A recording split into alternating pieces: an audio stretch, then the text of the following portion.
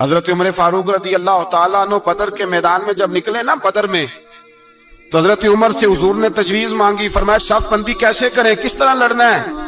جناب عمر فاروق رضی اللہ تعالیٰ عنہ کہنے لگے حضور یہ جتنے آئے ہیں نا کافر لڑنے، یہ کسی کا کوئی چچا لگتا ہے، کسی کا کوئی ماموں لگتا ہے، کسی کا بھائی ہے، کسی کا بیٹا ہے، تو محبوبہ صف بندی کی کیا ضرورت ہے؟ جو میرے رشتہ دار ہے میرے حوالے کریں، میں گردنیں کاٹ کے آپ کو دیتا ہوں، جو ابو بکر کے رشتہ دار ہے وہ ابو بکر کے حوالے کرے، وہ گردن کاٹ کے دے، جو علی کا کچھ لگتا ہے وہ علی کے حوالے کرے۔ ہم دنیا کو بتائیں گے کہ اشداء علی الکفار، اشداء علی، اس کے لیے ہمارے پاس سختی ہے، کوئی نرمی، وہ ہمارا سگا بھی ہو تو اس کے حق میں کوئی نرمی۔ حضرت عمر نے اپنے سگے ماموں کی گردن کاٹی بدر کے دن، سگے ماموں کی۔ حضرت ابو عبیدہ بن جراح، سنو، اسلام امن کا درس دیتا ہے، محبت کا درس دیتا ہے، بھائی اسلام ہی تو امن کا درس دیتا ہے، پر جڑی بوٹی کاٹنا بد امنی نہیں ہوتا، ظالم کا ہاتھ پکڑنا بد امنی، اور امن والے اور ہوتے ہیں بزدل، ان دونوں میں فرق ہوتا ہے۔ امن والا بننے کا کہا گیا ہے، بزدل بننے کا کہا۔ میرے نبی پاک نے جو بدر میں تلوار اٹھائی تھی، زرہ پہنی تھی، حضور علیہ السلام نے لوہے کی جیکٹ پہنی تھی، تو وہ بھی میرے رسول پاک نے امن کے لیے ہی پہنی تھی۔ میرے نبی پاک صلی اللہ علیہ وسلم نے احد کے دن جو ہتھیار اٹھائے تھے تو وہ بھی امن کے لیے اٹھائے تھے، وہ بھی امن کے لیے حضور نے ہتھیار اٹھایا تھا۔ ہتھیار اٹھانا بد امنی کی علامت نہیں ہوتا میرے بھائی، یاد رکھ۔ حضرت ابو عبیدہ بن جراح نے میدان بدر کے اندر جب جنگ کا تبل پھجا، حالات بگڑے، جناب ابو عبیدہ بن جراح کہتے ہیں تاریخ نے ایک عجیب موڑ پہ مجھے لا کے کھڑا کیا۔ آپ فرماتے ہیں میرے لیے اللہ نے جو آزمائش رکھی وہ سب سے بڑی رکھی۔ فرمانے لگے جب میں میدان میں نکلا تو کافروں نے میرے سامنے جس کو لا کے کھڑا کیا وہ میرا سگا باپ تھا۔ اور فرماتے ہیں اب مشکل بن گئی، عشق تیاگ دوویں ایک برابر، تے عشق دا سیک ودھیرا، اگ تے ساڑے ککھ تے کانے، تے عشق ساڑے تن میرا، تے اگ دا دارو می تے پانی، کوئی دسے ہیں عشق دا دارو کیڑا، بلے شاہ تھے کچھ بھی نہیں بچدا جتھے عشق ہوراں دا ڈیرا۔ فرمانے لگے اب میرے لیے سامنے باپ، ادھر بیٹا۔ اب فرماتے ہیں دو رستے تھے، باپ بچاؤں یا رسول اللہ کا دین بچاؤں۔ ایک منٹ تھا فیصلہ کرنے کے لیے کہ ابا بچے گا یا دین بچے گا، کفر بچے گا یا اسلام بچے گا۔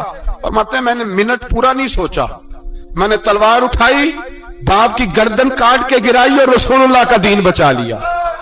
باپ کی گردن کٹ کے گری اور نبی پاک کا دین بچ گیا، بچا لیا رسول اللہ کا دین۔ حضرت عمر نے ماموں کو مارا۔ حضرت مصعب ابن عمیر کہتے ہیں تاریخ مجھے بھی لا کے کھڑا کرتی ہے بدر کے میدان میں، تو کفر کا لبادہ اوڑھ کے جب سامنے آیا تو وہ میرا سگا بھائی تھا، سگا بھائی۔ ہزاروں قومیں وجود میں آئیں دہر میں خشک و تر کے رشتے سے، پر ہم نے بنیاد دوستی رکھی یاد خیر البشر کے رشتے سے۔ سگا بھائی کفر کا نمائندہ بن کے سامنے کھڑا ہوا۔ مجھے اکٹھے کھیلنا بھی یاد تھا، مجھے ایک برتن میں روٹی کھانا بھی یاد تھا، ایک ماں سے لوریاں سننا بھی یاد تھا۔ فرماتے ہیں یہ سارا کچھ یاد تھا، پر اسلام کے حق میں دیا ہوا خطبہ جو محمد عربی نے دیا تھا وہ بھی مجھے یاد تھا، مجھے رسول اللہ کی بتائی ہوئی باتیں بھی۔ فرماتے ہیں میں سارا کچھ بھول گیا، پر مجھے اپنے رسول کا پڑھایا ہوا سبق نہیں بولا، وہ مجھے یاد رہا۔ میں نے پھر سگے بھائی کی گردن کاٹی اور میں نے وہ گردن کاٹ کے حضور کے پاس پیش کی، اور میں نے دنیا کو بتایا کہ ہمارے لیے اصل وہ ہے جو ہمارے رسول ہمیں حکم ارشاد فرماتے ہیں، یہ رشتے ہمارے لیے اصل ہے۔ ہمارے حضرت ابو بکر صدیق میدان میں نکلے، بیٹا کافروں کی طرف سے لڑنے آیا ہے، سگا بیٹا، اور میرے مصطفیٰ کریم نے فرمایا اولاد بزدل کر دیتی ہے آدمی کی، پر جب ایمان پختہ ہو تو پھر صحابہ نے اس بزدلی کی بھی پرواہ نہیں کی۔ سگا بیٹا کافر کی جانب سے آیا، حضرت ابو بکر صدیق نے تلوار سے حملہ کیا، بیٹے نے ڈھال آگے کی۔ جب صاحبزادے نے ڈھال آگے کی نا تو حضرت ابو بکر کی تلوار لوہے کی ڈھال سے ٹکرائی، تلوار گر گئی۔ اب حضرت ابو بکر نے ہتے ہو گئے، صاحبزادے نے اٹھائی تلوار۔ کہتا جب میں مارنے لگا تو خیال آیا گھر تو میرا اجڑے گا نا، باپ تو میرا ہی ہے نا۔ صاحبزادے کہتے ہیں میں ابو بکر صدیق کو چھوڑ کے چلا گیا، بعد میں مسلمان ہو گئے, کلمہ پڑھ لیا. ایک دن گھر میں بیٹھے تھے تو بات شروع ہو گئی. صاحبزادے کہنے لگے ابا جی وہ یاد ہے نا جب میری ڈھال سے آپ کی تلوار ٹکرائی تھی اور تلوار گر گئی تھی تو میں نے آپ کو باپ سمجھ کے چھوڑ دیا, میرا ہی گھر اجڑنا تھا باپ سمجھ کے. جناب صدیق اکبر رضی اللہ تعالیٰ عنہ صاحب ابن شام نے لکھا ہے کہ اپنی سرین پر 2 دفعہ ہاتھ مارا, 2 دفعہ. کہنے لگے بیٹے تو اس وقت کافر تھا, تو نے مجھے چھوڑ دیا. میں جب واپس پلٹا تھا نا اسی دن اسی لمحے تو میرے دل میں خیال تھا کہ بیٹے نے تو چھوڑ دیا ہے, لیکن اگر بیٹا یوں میری تلوار کے نیچے آتا میں بیٹا سمجھ کے معاف نہ کرتا, کفر کا نمائندہ سمجھ کے قتل کر دیتا. اس لیے کہ میری نظر میں اگر کوئی اہمیت ہے تو رسول اللہ کے فرمان کی اہمیت ہے. باپ بیٹے اولاد کی کوئی اہمیت ہے؟ اشداء علی الکفار, کافر سے نفرت ہی نہیں ہوتی. حضرت عمر فاروق رضی اللہ, مجھے پلٹ پلٹ کے یاد آتے ہیں سیدنا فاروق اعظم. حضرت فاروق اعظم رضی اللہ تعالیٰ عنہ سے عیسائی بادشاہ نے کہا میں ملنا چاہتا ہوں. آپ فرمانے لگے ٹائم نہیں, جو تجھے ملنا ہے وہ مدینے کے غریبوں کو نہ ملوں گا, وہ رسول اللہ کے نوکروں کو نہیں ملوں گا, تجھے مل کے کیا کرنا ہے؟ میں انہیں ملوں گا جن کے لبوں پہ رسول اللہ کا درود جاری ہے, جو مصطفیٰ سے پیار کرتے ہیں. مجھے تجھ سے ملنے کی کوئی ضرورت ہے؟ ہمارے ہاں وہ نفرت نہیں کفر کے لیے جو مسلمان کے دل میں ہونی چاہیے.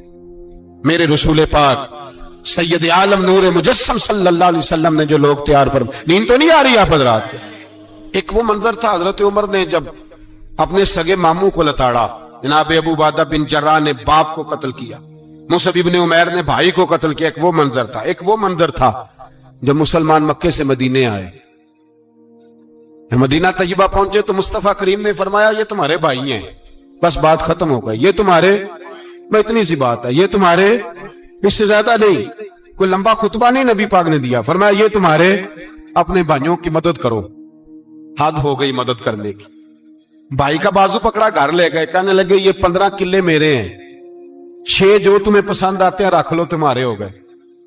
گھر کا سامان بستر رضائیاں تک نکال کے دروازے کے اندر رکھے. بھائی سے کہا یار جو تجھے اچھا لگتا ہے رکھ لے, آدھا تیرا آدھا میرا. یہاں تک ایک وہ موقع جب اشداء علی الکفار, ایک یہ موقع رحماء بینہم. صحابہ کرام علیہم رضوان میں سے کسی کے پاس 2 باغ تھے, ایک میں کھجوریں زیادہ پکی ایک میں کم پکی. جب وہ اپنے بھائی کو دینے لگا تو اس نے کہا تجھے رسول اللہ نے میرا بھائی بنایا ہے, تجھے وہ والا باغ دوں گا جس کی کھجوریں زیادہ پکی ہوئی ہیں, وہ والا باغ دوں گا, کھجوریں زیادہ پکی ہوئی. اور یار تاریخ عالم نے یہ نظارہ نہیں دیکھا کہ وہاں سے ایک شخص آیا غریب ہے رشتہ نہیں ملتا. یہاں ایک شخص نے کیا کیا, اس کو اپنے خاندان سے اپنے گھر سے رشتہ بھی دیا. کہا بھائی ہے, اس کو یہاں پسانا ہے, رکھنا ہے, لانا ہے. کوئی تہذیب کا ٹکراؤ نہیں ہوا, کوئی ان لوگوں کے آپس میں جھگڑے نہیں ہوئے, کوئی نہیں کہا کہ یہ مہاجر ہے یہ انصار ہے, کوئی کسی جگہ نہیں کہا تمہارا کھانا پینا رہنا سہنا الگ ہے, کوئی کسی جگہ بحث نہیں ہوئی. آدھا بانٹ کے دیا. اور پھر بھائی چارے کا حال یہ تھا کہ تبوک کے بعد جب بڑا مال آیا نا مسلمانوں کے پاس, ڈھیر لگ گئے. بحرین سے مال آیا تو ڈھیروں لگ گئے. تو رسول پاک صلی اللہ علیہ وسلم نے انصار مدینہ کو بلایا, مدینے والوں کو. فرمایا تم نے بڑا احسار کیا تھا اپنے بھائیوں پر, تم نے اپنی آدھی جائیدادیں دے دی تھی, تم نے رحماء بینہم کا پورا مظاہرہ عملاً کر کے دکھایا تھا. اب مال آ گیا ہے, 2 آپشن میں تمہیں دیتا ہوں, 2 قسم کی ترجیحات, ایک چیز قبول کر لو. کہ یا رسول اللہ صلی اللہ علیہ وسلم حکم فرمائیے. فرمایا یہاں تو جو مال تم نے اپنے مہاجر بھائیوں کو دیا ہے وہ واپس لے لو, وہ تم واپس لے لو, اور یہ جو مال آیا یہ میں ان میں بانٹ دیتا ہوں. یا اس طرح کرو کہ میں یہ مال تمہارے درمیان آپس میں آدھا بانٹ دیتا ہوں, یا تمہیں کچھ فیصد زیادہ دے دیتے ہیں انہیں کم دے دیتے ہیں. بات ہو رہی تھی, انصار چپ تھے. حضور نے فرمایا بولتے کیوں نہیں؟ پتہ محبوب کو بھی ہے کہ یہ بولیں گے تو مجھے بھی ٹھنڈ پڑے گی اور قیامت تک ساری امت کو سکون ملے گا. فرمایا بولو.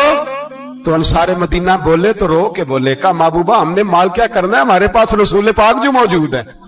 یا رسول اللہ ہم نے کیا کرنا ہے مال کا؟ حضور جو اب آیا یہ بھی سارا انہیں دے دیں, جو ہم نے دیا تھا انہیں وہ بھی ان کے پاس رہنے دیں, اور یا رسول اللہ جو بعد میں آئے وہ بھی انہیں دے دیں. ہماری شرط یہ ہے کہ ہمارے درمیان اللہ کے رسول موجود رہنے چاہیے, محبوب ہمارے درمیان رہیں, مال و دولت کی ہمیں ضرورت یہ रुहमाउ बैनहुम, आपस में बांट के हर चीज अपने भाइयों को दे दी। हजरत उमर, ईसाई बादशाह टाइम मांगता तो कहता कोई टाइम नहीं, चल दौड़ जाओ।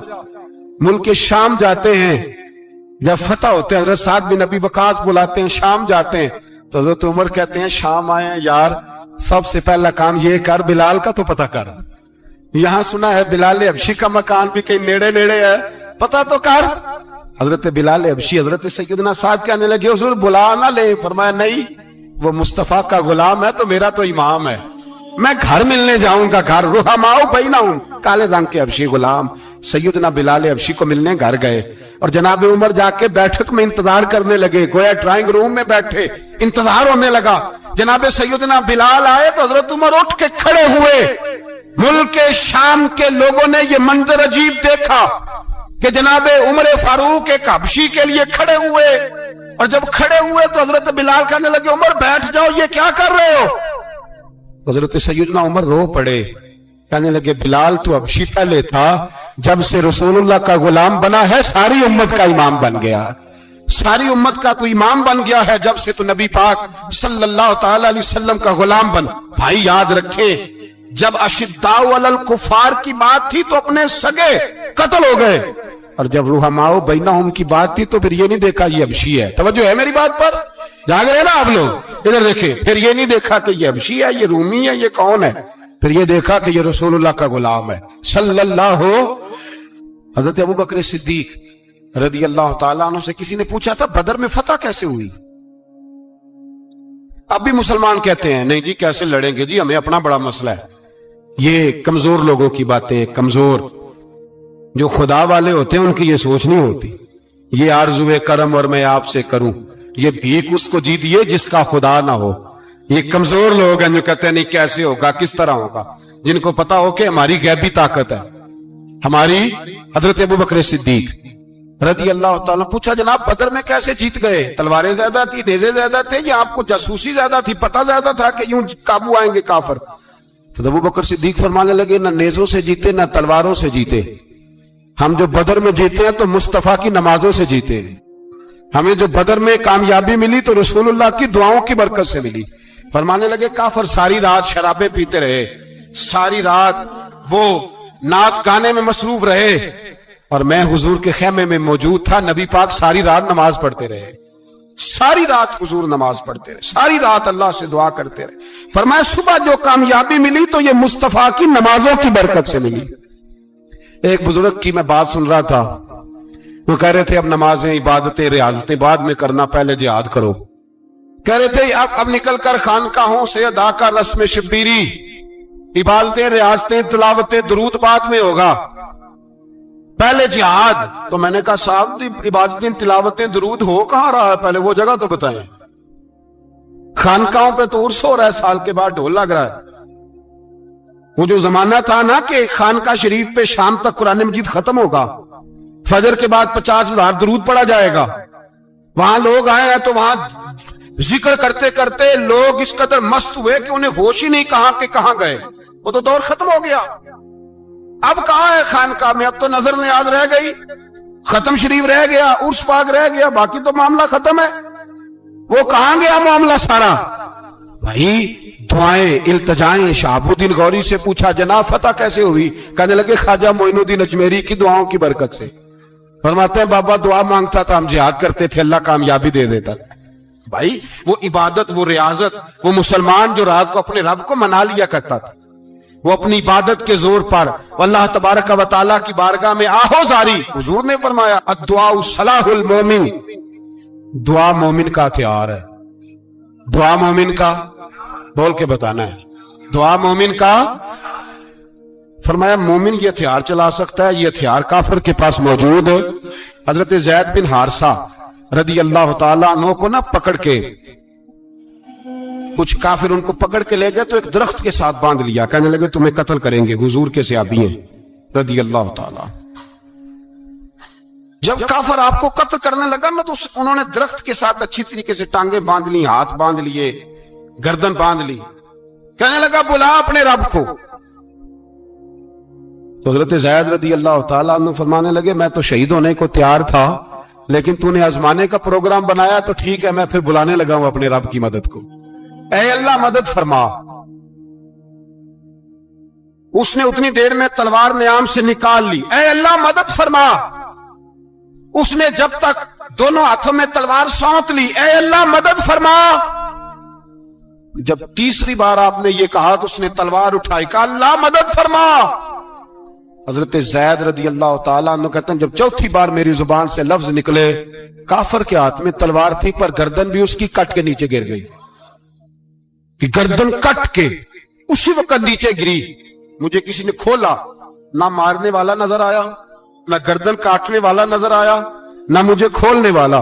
تو میں نے کہا آنے والے تو بتا تو سوئی تو کون ہے؟ تو کہنے لگے میں جبریل امین ہوں، میں جبریل امین ہوں، میں جبریل، مجھے دشمنوں نہ چھیڑو، میرا ہے کوئی جہاں میں، مجھے دشمنوں نہ چھیڑو، میرا ہے کوئی جہاں میں ابھی پکار لوں گا، نہیں دور ہے مدینہ۔ کہا جب تو نے، حضرت جبریل کہنے لگے جب تو نے پہلی دفعہ کہا نا اللہ مدد فرما تو میں سدرۃ المنتہا پہ تھا، مجھے حکم ہوا جبریل دیر نہ کرنا۔ فرماتے ہیں جب دوسری دفعہ تو نے کہا نا اللہ مدد فرما تو میں 7ویں آسمان پہ تھا، اور جب تیسری دفعہ کہا مدد فرما تو میں پہلے آسمان پہ تھا، اور فرمایا جب تو نے کہا چوتھی دفعہ اللہ مدد فرما تو میں تیرے سرانے کھڑا تھا، میں تیرے سرانے۔ تو بھائی اب تو اجتماعی دعا بھی نہیں رہی ہماری، اب تو یہ والا سوتا بھی، اکبر الآبادی نے کہا تھا مصیبت میں بھی اب یاد خدا ہم کو نہیں آتی، دعا منہ سے نہ نکلی جیبوں سے عرضیاں نکلی۔ حضرت عمر فاروق اللہ اکبر، حضرت عمر جیسا بندہ 24 لاکھ مربع میل کا حکمران، اور شاہ روم کو خط لکھ کے کہتا ہے میں منت نہیں کرتا میں حکم دیتا ہوں۔ نہ تگڑا بندہ، جنگ قادسیہ کے لیے حضرت سعد بن ابی وقاص کو بھیجا، فتوح شام پڑھ کے دیکھیں۔ حضرت عمر بڑے پریشان ہیں، اتنے دن ہو گئے کوئی رپورٹ ہی نہیں آئی۔ اب تو موبائل ہے نا، ایک منٹ کی رپورٹ لیں آپ، بلکہ آپ 1 منٹ کی فوٹو لیں، آپ رپورٹ تو دور رہ گئی۔ حضرت عمر فاروق رضی اللہ تعالیٰ عنہ بڑے پریشان ہیں کہ قادسیہ میں حضرت سعد بن ابی وقاص کے ساتھ لوگ جہاد کرنے گئے، رپورٹ کوئی نہیں آ رہی۔ اتنے پریشان تھے کہ باہر نکل کے نا اس رستے پہ بیٹھ جاتے جو رستہ قادسیہ کی طرف سے آتا تھا، جو بھی آتا جاتا پوچھتے جنگ کے کیا حالات ہیں۔ ادھر جب اللہ نے فتح دے دی نا تو حضرت سعد بن ابی وقاص رضی اللہ تعالیٰ عنہ نے ایک قاصد کو خط دے کے بھیجا، کہنے لگے عمر کے پاس جاؤ، انہیں اطلاع دو کہ الحمدللہ اللہ نے اسلام کو فتح عطا کر دی۔ یہ حضرت عمر کو جا کے دینا، وہ بڑے پریشان ہوں گے۔ وہ جو اس زمانے میں اس طرح ہوتا تھا کہ کئی دور دور سے صحابہ جو دوسرے شہروں کے ملکوں کے رہنے والے ہوتے تھے وہ بھی آ کے شامل ہو جاتے تھے جہاد میں۔ کوئی 1 دفعہ مدینے آیا، کوئی 2 دفعہ آیا، پھر اپنے اپنے علاقوں میں بہت سارے لوگوں نے زیادہ دفعہ حضرت عمر کو دیکھا بھی نہیں تھا۔ وہ جو قاصد خط لے کے آیا تھا نا، اس نے 1 آدھ دفعہ دیکھا تھا، حضرت عمر بوڑھے ہو گئے، وہ پہچانتا نہیں تھا۔ ادھر سے وہ خط لے کے آ گیا، حضرت عمر مدینے سے باہر نکل کے اس روڈ پہ بیٹھے تھے جو قادسیہ سے آتا تھا۔ جب وہ اس آدمی کو آتے دیکھا تو حضرت عمر اٹھ کے کھڑے ہو گئے، فرمانے لگے قادسیہ سے آ رہے ہو؟ وہ کیا کہتا ہے؟ پھٹے پرانے کپڑے، ٹوٹے ہوئے جوتے، سر پہ پرانی پگڑی، کہنے لگے غلام مدینے کے رہنے والے ہو؟ حضرت عمر کہنے لگے ہاں مدینے کا ہوں۔ کہا میں قادسیہ سے آیا ہوں، الحمدللہ اللہ نے اسلام کو فتح دے دی ہے، الحمدللہ کفر کی کمر ٹوٹ گئی ہے۔ اس نے یہ بات کر کے تو گھوڑے کو ایڑی لگائی، گھوڑا دوڑنے لگا مدینے کے، حضرت عمر بھی ساتھ ساتھ دوڑ رہے، فرمانے لگے اچھا بتاؤ خالد بن ولید کا کیا حال ہے؟ تھوڑا آگے جا کے فرمانے لگے اسامہ بن زید کیسے ہے؟ وہ کہتے ٹھیک ہے۔ پھر اس نے اور گھوڑا، عمر ساتھ ساتھ دوڑ رہے ہیں، ساتھ ساتھ 24 لاکھ مربع میل کا حکمران، ایک جوتا پیر سے نکل گیا، عمر دوڑ رہے ہیں۔ آگے جا کے پوچھتے ہیں سعد بن ابی وقاص کا کیا حال ہے؟ تو حضور وہ بھی ٹھیک ہے۔ کتنے لوگ میرے شہید ہو گئے مسلمانوں میں سے؟ کہنے لگا صحیح گنتی کا نہیں پتا، یہ لفظ ادا ہوتے ہوتے مدینے کی سرحد آ گئی۔ لوگوں نے عمر کو گھوڑے کے ساتھ دوڑتے دیکھا تو کہا امیر المومنین کیوں دوڑ رہے ہیں؟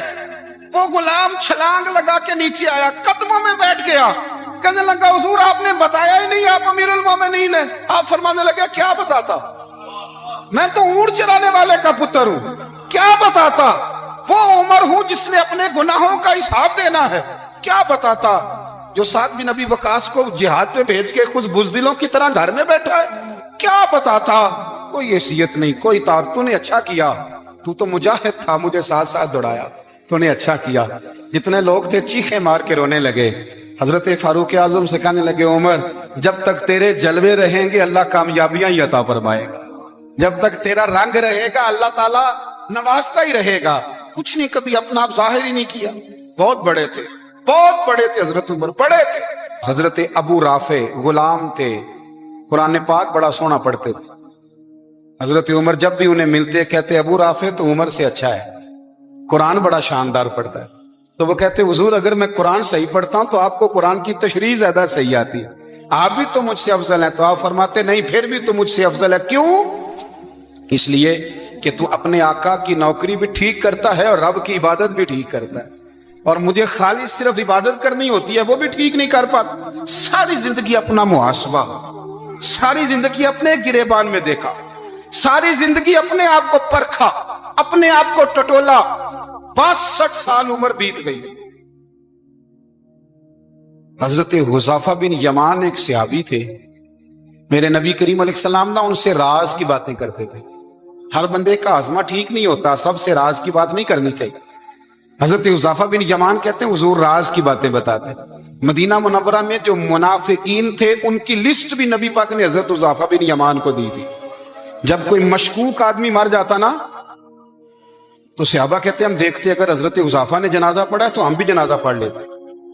نبی پاک نے بھی کچھ جنازے نہیں پڑھے، ترمذی میں ہے، فرمایا عثمان سے جو بغض رکھے اس کا جنازہ نہیں پڑھیں گے۔ حضرت حذیفہ بن یمان اگر جنازہ پڑھتے تو لوگ پڑھتے، وہ نہ پڑھتے تو لوگ جنازہ نہ پڑھتے۔ حضرت حذیفہ بن یمان کہتے ہیں جناب عمر فاروق کی خلافت کے آخری ایام تھے، کچھ دنوں کے بعد وہ شہید ہو گئے۔ فرماتے آدھی رات کا وقت تھا، میں گھر میں سویا تھا بڑا بے فکر، اچانک میرے دروازے پہ دستک ہوئی، میں گھبرا کے اٹھا، اتنی رات کو کون آیا؟ کہتے قربان جاؤں، دروازے پہ گیا تو امیر المومنین فاروق اعظم دروازے پہ۔ میں نے کہا عمر کوئی حکم تھا تو مجھے بلا لیتے۔ کہنے لگے میں نا امیر بن کے نہیں آیا، تیرا ویر بن کے آیا ہوں۔ امیر المومنین کی حیثیت سے سرکاری کام سے بلاتا تو وہاں بلاتا، مجھے ایک ذاتی کام پڑ گیا۔ کہتے میں نے عمر کو گھر کی اندر بلا کے چارپائی پہ بٹھایا، میں نے کہا حضور میں غریب آدمی ہوں، میں کیا آپ کے کام آ سکتا ہوں؟ تو کہتے انہوں نے نا مجھے ساتھ بٹھا لیا، پھر میرا ہاتھ پکڑ لیا، کہنے لگے تو عمر کو جانتا ہے؟ عمر جھوٹ نہیں بولتا، تو جانتا ہے عمر وعدوں کا پکا ہے؟ کہا حضور جانتا ہوں۔ کہا میں اس وقت آیا ہوں جب دیکھ بھی کوئی نہیں رہا۔ حضرت حذیفہ بن یمان کہتے ہیں پریشان ہو گیا، حضور پہیلیاں نہ بجھوائے، مہربانی کر بتائیں کدھر آئے ہیں؟ حضرت عمر فاروق فرمانے لگے 62 سال کا ہو گیا ہوں، 63 میں چل رہا ہے، داڑھی سفید ہو گئی ہے، پھل پک گیا، اٹھ فریدہ ستیا، داڑھی آ گئی پور، اگا نیڑے آ گئی، پیچھا رہ گئی دور، اپنا اب قبر اشر کا معاملہ صاف نظر آنے لگا ہے۔ کہا حضور مجھ سے کیا چاہتے ہیں؟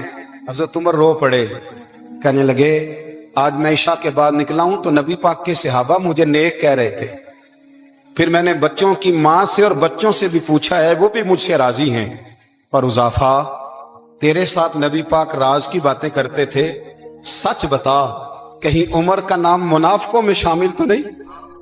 سچ بتا ان منافقین میں تو شامل نہیں، کہیں اوپر سے تو نہیں سارا کچھ؟ حضرت حذیفہ بن یمان کہتے ہیں میں باپ کے مرنے پہ اتنا نہیں رویا جتنا عمر کے سوال پہ رویا۔ میں قدموں میں بیٹھ گیا، میں نے کہا نہیں عمر یہ تو میں نے نہیں سنا، لیکن یہ میں نے نبی پاک سے ضرور سنا ہے کہ میرے بعد اگر کوئی نبی ہوتا تو عمر ابن خطاب ہوتا۔ یہ میں نے اپنے کانوں سے سنا ہے کہ عمر جس گلی سے گزرے شیطان رستہ بدل جاتا ہے۔ یہ میں نے اپنے کانوں سے سنا ہے کہ 950 سال حضرت جبریل جناب عمر کی شان بیان کریں تو پھر بھی بیان نہیں ہو سکتا۔ یہ میں نے ضرور سنا۔ دوستو ساری زندگی حضرت عمر نے اگر دوسروں کا محاسبہ کیا تو اپنا اور اپنے بچوں کا بھی کڑا خیال رکھا، اپنی ذات پر بڑی توجہ دی۔ جو لوگ اپنا بھول جاتے نا، ہمیں اپنی صحت کا بڑا خیال ہے لیکن اپنی روحانی زندگی کا کوئی خیال نہیں ہے۔ حضرت عمر فاروق رضی اللہ تعالیٰ عنہ نا باہر والوں کا بھی بڑا سخت حساب کرتے تھے۔ بڑا ایک گورنر صاحب نے لباس بڑا شاندار پہننا شروع کر دیا تھا تو حضرت عمر نے اتروا کے نا تو انہیں ٹاٹ کا لباس پہنا کے تو اونٹ چرانے کی ڈیوٹی دے دی۔ اتنا سخت احتساب کرتے۔ کسائی کی دکان پر بھی 1-2 گھنٹے کھڑے ہوتے تھے۔ جو آدمی مسلسل 2 دن گوشت خریدتا تھا نا، فرماتے تھے اس کا ٹیکس بڑھا دو، لوگوں کو دال نہیں مل رہی اور یہ روز گوشت کھاتا ہے. حضرت فاروق اعظم اس کو جزیہ کہا جاتا تھا یا کچھ اور معاملات ہوتے تو بڑھا دیتے تھے. مسلسل جو 2 دن آدمی گوشت کھاتا تھا فرماتے تھے مدینے میں غربت ہے, اگر یہ والا نظام تم کرو گے تو غریب لوگ کس کی طرف دیکھیں گے. لیکن اس سے زیادہ بڑھ کر جو ان کی زندگی کا معیار اور سٹیٹس تھا وہ یہ تھا کہ اپنے گھر کا خاص خیال رکھتے, خاص توجہ کرتے. ملک شام سے اور ایران سے کچھ لوگ آپ کی خدمت میں آئے تو وہاں سے کچھ کنیزیں بھی آئیں ان کے بادشاہ کا پیغام لے کے. شاہ ایران کی کنیز کو ملکہ نے کہا کہ نہ حضرت عمر کی زوجہ کو دیکھ کے آنا ذرا کس طرح کی. ہمارے ملک میں کیا کہتے ہیں خاتون اول, باقی سارے دووں میں خاتون اول, ذرا خاتون اول کو دیکھ کے آنا. تو وہ جب آئی نا گھر میں ملنے تو کہا کہ مجھے میری ملکہ نے کہا تھا کہ عمر کی زوجہ سے اہلیہ سے ملاقات کر کے آنا. تو حضرت عمر کی اہلیہ نے نا ایک جوڑا کپڑوں کا دے دیا ملکہ کے لیے اور ایک خوشبو کی شیشی دے دی. اب جب وہ تحفے وہاں گئے تو اس ملکہ نے نا کچھ سونے کا سامان بھیجا, کچھ زیورات بھیجے, کچھ تحائف بھیجے. جب حضرت عمر کے گھر آئے نا وہ خادم لے کے آیا, اس نے کہا جی آپ کی اہلیہ نے تحفے بھیجے تھے. تو جواب میں شاہ ایران کی بیوی نے, یہاں جس ملک کا وہ سفیر تھا انہوں نے بھی یہ بھیجے. تو حضرت عمر فاروق نا وہ تحفے لے کے گھر گئے تو جا کے کہنے لگے اپنی اہلیہ سے یہ تو کب سے تحفے تحائف بھیجنے لگ گئی ہے, یہ کب سے نظام شروع ہو گیا؟ تو کہ حضور تحفہ دینا لینا تو ٹھیک ہے, سنت ہے, محبت بڑھتی ہے, تو یہ کوئی قباحت نہیں, اور میں نے اپنی ذاتی استعمال کے لیے وہ چیزیں رکھی تھی وہ میں نے دی ہیں. تو حضرت عمر فاروق رضی اللہ تعالیٰ عنہ فرمانے لگے ہم نے کسی ملک کے ساتھ اور اس کے بادشاہ کے ساتھ ذاتی تعلق نہیں بنانا, تعلق جو بھی بنے گا رسول اللہ کے دین کی برکت سے بنے گا. ذاتی رشتے نہیں ہم نے قائم کرنے, ذاتی. آپ کے ملک کی جو ایئر لائن جس کا ہر سال خسارے کا ڈنڈورا پیٹا جاتا ہے نا, وہ ہمارے بادشاہ صاحب اور صدر صاحب اگر غیر ملکیوں کو گھوڑا کبھی بھیجنا ہو نا, گھوڑا, تو پورا ایک جہاز گھوڑا لے کے تحفے میں جاتا ہے, پورا جہاز. غریب قوم کا یہ سرمایہ, اور قوم بڑی بادشاہ ہے, لائنوں میں لگ کے ووٹ دیتی ہے. 2 کام ہمیشہ لائن میں لگ کے کرنے, ایک بل لائن میں لگ کے جمع کرانا ہے اور ایک ووٹ لائن میں لگ کے, تاکہ پھر پورے 5 سال لائن میں ہی لگے رہے. مرضی سے آپ ووٹ دینا پر جو بات درست ہے اس کو سنو. حضرت عمر فاروق رضی اللہ تعالیٰ عنہ نے اپنی اہلیہ سے پوچھا کتنے کا تھا وہ تیرا جوڑا اور خوشبو کی شیشی؟ انہوں نے کہا 3 دینار کی. فرمایا یہ 3 دینار تیرے اور باقی جو تحفے آئے ہیں وہ تو خود کہہ, کیونکہ اس نے تیرے نام بھیجے ہیں. تو کہہ کہ میں مال غنیمت میں دیتی ہوں, تو کہہ میں مسلمانوں کو کہہ. تو زوجہ ہنس پڑی, کہنے لگی میں نام بھی کہوں تو مجھے کہنا تو پڑے گا ہی, کہنا تو میں نے ہے ہی, کیونکہ سامنے عمر فاروق ہے, لہذا فرمایا کہہ دیتی ہوں میں نے دیا خزانے کو. حضرت عمر نے جمع کرا لیا. میں یہ کیا بات ہے, میرے گھر والے جو مرضی کریں, ان کا معیار زندگی جس طرح کا مرضی ہو. اور حضرت عمر ایک جملہ کہا کرتے تھے, اللہ کرے کہ یہ باتیں اس دور حاضر میں ہماری سمجھ میں آئیں. حضرت عمر فاروق رضی اللہ تعالیٰ عنہ اپنے بچوں کو فرمایا کرتے تھے کہ بہت آدمی کو بھوک لگی ہو نا, اور پھر اس کی پسند کا کھانا پکا ہو, جتنے شوق سے وہ اس کھانے کو دیکھتا ہے نا, فرمایا اس طرح پوری قوم اپنے بادشاہوں کے خاندان کو دیکھتی ہے, اس تیزی کے ساتھ دیکھتے ہیں کہ ان کے گھر میں کیا ہو رہا, ان کا معیار زندگی کیا ہے, ان کا سٹیٹس کیا ہے. آپ کے بچے دونوں کاروبار کے لیے مصر گئے, ایک بہت بڑا قافلہ گیا مدینے سے مصر تجارت کے لیے. تو یہ گئے تجارت کے لیے, تو حضرت عبداللہ ابن عمر, حضرت عبید اللہ ابن عمر, حضرت عمر کے دونوں بیٹے گئے. جناب عمر فاروق کے بچے جب وہاں پہنچے تو مصر کے گورنر نے نا لوگوں کو تعارف کرایا کہ یہ عمر فاروق کے بیٹے ہیں. ایک چھوٹی سی بات کر دوں, یہ چودھری کے بیٹے کو کون بتاتا ہے کہ تو چودھری کا بیٹا ہے؟ باہر والے بتاتے ہیں, گھر والے. اور سیٹھ صاحب کے بیٹے کو کون بتاتا ہے کہ تو سیٹھ صاحب کا بیٹا ہے؟ اور مالک کو کون بتاتا ہے کہ تو مالک کا بیٹا ہے اور یہ کرایہ دار ہے؟ یہ کون بتاتا ہے؟ یہ سوچ ہم دیتے ہیں بچوں. چودھری اور کمی کی سوچ, امیر اور غریب کی سوچ, مالک اور کرایہ دار کی سوچ, گھر کے مالک کی اور کام کرنے والے کی سوچ, یہ ہم دیتے ہیں. یاد رکھنا یہ ہم دیتے ہیں, یہ ہمارا مزاج ہے, یہ باہر سے نہیں آتی. تو کوئی شہزادہ ہے, تو سیٹھ ہے, تو نواب ہے, یہ سوچ باہر سے نہیں آتی. یہ اماں سوچ دیتی ہے, اماں, یہ ابا سوچ دیتا ہے. اور پھر جب تباہی اترتی ہے تو اس کے ذمہ دار بھی باہر والے نہیں ہوتے, گھر والے ہوتے ہیں, گھر والے. ہمارے بچوں کی طبیعتوں پر زیادہ نقش باہر والوں کا نہیں ہوتا، گھر والوں کا ہوتا ہے، یاد رکھیے گا۔ حضرت عمر فاروق رضی اللہ، بچے ہیں، شہزادے ہیں، وہ کاروبار کرنے گئے اور وہاں بتایا گورنر صاحب نے کہ یہ فاروق اعظم کے بچے امیر المومنین کے۔ لوگوں نے ان سے زیادہ مال خریدا، تجارت میں زیادہ نفع ہوا، ظاہر ہے کہ وہ آپ کے جو اللہ خیر کرے حکمران ہیں، ان کے کاروبار کتنے ملکوں میں ہیں، کس بنیاد پر ہیں؟ صرف اس بنیاد پر کہ وہ حکمران رہے، ان کے لیے آسان تھا بڑے لوگوں سے تعلقات بنانا۔ حضرت عمر فاروق رضی اللہ تعالیٰ عنہ کے بچے ڈھیروں مال کما کے جب واپس آئے نا، تو حضرت عمر سے آ کے بچوں نے بطور محبت کا، ابا جی اللہ نے بڑا ہی فضل کیا ہے، بڑا مال کمایا الحمدللہ، یہ دیکھیں کتنا نوازا ہے۔ تو حضرت عمر کہنے لگے سارے قافلے نے اتنا ہی کمایا ہے، سارے قافلے نے اتنا ہی کمایا ہے؟ تو حضور نہیں، سارے قافلے نے اتنا نہیں کمایا، سب کو اتنا نہیں ملا۔ وہ تو وہاں گورنر صاحب نے لوگوں کو تعارف کرایا تھا کہ یہ عمر کے بچے ہیں، تو لوگوں نے پھر ہم سے بڑا ہی خریدا۔ تو حضرت عمر فرمانے لگے ٹھیک ہو گیا، میں بات سمجھ گیا، اس طرح کرو جو تمہاری اصل زر تھی نا، جو راز تھی، وہ رکھ لو اور باقی سارا مال مال خزانہ میں جمع کرا دو، اس لیے کہ یہ تم نے تجارت نہیں کی، یہ تم نے اپنے باپ کا نام بیچا ہے، یہ تم نے امیر المومنین کے بیٹے ہونے کا فائدہ اٹھایا ہے۔ فرمایا یہ تمہارا نہیں حق، یہ مسلمانوں کا ہے، اس لیے کہ یہ مال تم نے محنت سے نہیں کمایا، یہ باپ کی کرسی کا فائدہ اٹھایا ہے۔ اور فرمایا اگر تم نے مال جمع نہ کرایا تو میں مال بھی لے لوں گا زبردستی اور کوڑے بھی ماروں گا، ڈبل سزا دوں گا، مرضی سے جمع کراؤ گے تو کوڑوں سے بچ جاؤ گے۔ بڑے بیٹے نے تو جمع کرا دیا، تو چھوٹا تھوڑا پریشان ہوا، تو حضرت عبداللہ ابن عمر چھوٹے بھائی کا ماتھا چوم کے کہنے لگے بیٹے چپ کر کے جمع کرا، یہاں بھی فخر کر کے ہم عمر کے بیٹے ہیں اور قیامت میں بھی فخر کریں گے کہ ہم فاروق اعظم کے بیٹے ہیں، یہاں بھی ناز کریں گے اور وہاں بھی ناز کریں گے کہ عمر کے بچے ہیں۔ ہمارے باپ نے خود بھی حلال ہی کھایا ہے، اور جب ہماری کمانے کی باری آئی ہے تو ہمیں حکم بھی حلال کھانے کا دیا۔ بھائی ہمارا مزاج نہیں، بچہ جب لے کے آتا ہے 2 لاکھ روپیہ تو کبھی پوچھے کہاں سے آیا ہے؟ جب وہ پہلے دن غلط دوستوں کے پاس جا کے بیٹھتا ہے تو کبھی نکالا ہے گھر سے اسے؟ یہ بہت سارے خمیازے ہمیں اس لیے بھگتنے پڑتے ہیں کہ ہم ابتدا میں سوراخ بند نہیں کرتے، جب اس میں شگاف پڑ جاتا ہے، سیلاب آتا ہے تو ہمیں ہوش آتی ہے۔ حضرت عمر نے اپنے گھر میں نگرانی رکھی، کڑی نگرانی، زیادہ نماز گھر میں پڑھتے تھے حضرت عمر، نفلی نمازیں زیادہ کیوں بلا؟ میرے اساتذہ مجھے حکم دیتے تھے کہ فرض نماز کے علاوہ نمازیں گھر میں پڑھنا، بچوں کو عادت پڑے گی، ذوق پیدا ہوگا، ان کو پتہ چلے گا کہ ہمارے گھر میں 5 وقت کوئی اور کام بھی ہوتا ہے۔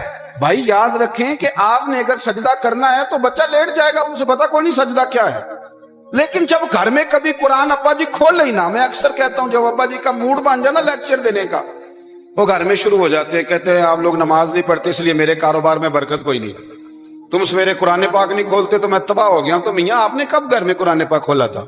آپ نے کب نماز پڑھی؟ آپ نے کب گھر کے اندر اللہ رسول کا ذکر کیا تھا؟ آپ نے کب حدیث چھیڑی؟ آپ نے بھی تو گھر کے اندر جب بھی آپ آئے ہیں تو آپ نے وہی کچھ کیا جو دنیا دار کرتے ہیں، آپ بھی تو اپنا موبائل لے کے الگ کونے میں بیٹھ گئے، آپ نے بھی تو کہا ہے کہ اب تمہارے چینل ختم، اب میری مرضی والا چلے گا۔ تو جو آپ نے کیا ہے بچے بھی وہی کام کریں گے، آپ نے بھی گپ شپ لگائی ہے تو وہ بھی لگا رہے ہیں۔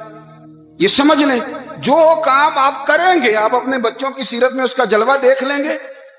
بڑی پکی سی بات ہے کہ آپ کو بچے کی عادتیں دیکھ کے سمجھ آ جائے گی کہ میں بھی یہی کرتا تھا اور یہ بھی